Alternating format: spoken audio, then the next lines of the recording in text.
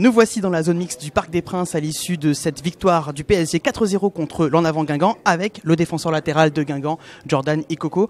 D'abord, avant de parler du match, qu'est-ce que ça vous a fait de jouer au Parc des Princes, vous qui êtes un ancien Parisien?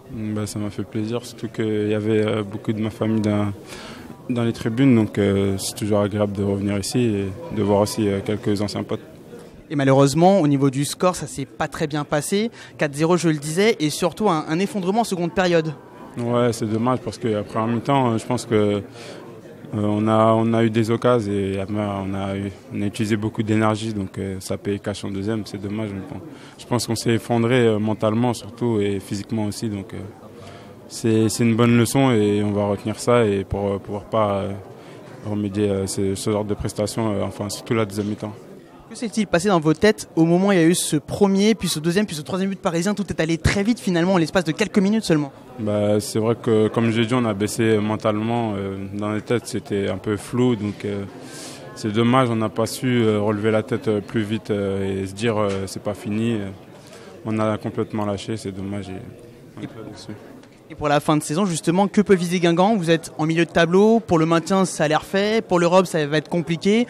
C'est un peu en roue libre là finalement d'ici la fin de saison. Ouais, on sait qu'on n'a plus de pression, donc maintenant on est au milieu de tableau, le maintien est acquis, donc on va jouer pour être le plus haut possible et dépasser les années suivantes le classement, et on verra bien. Et vous, à titre personnel, justement, vous vous imposez dans cette équipe au fur et à mesure de Guingamp. Comment vous sentez votre progression dans ce groupe? Elle est bien, je m'entends très bien avec tout le monde. Après, je joue, ça se passe plutôt pas mal. Maintenant, c'est pas une fin en soi, il faut continuer et j'espère que ça va aller.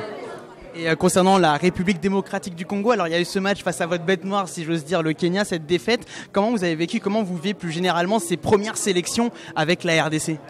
C'était un match piège, on va dire. C'est une très belle équipe du Kenya.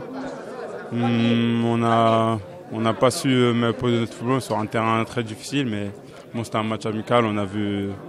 Il y avait de nouveaux joueurs, donc on a plutôt sympathisé et c'était aussi pour faire le tour de l'effectif avant un match crucial chez nous contre le Congo au Brazza.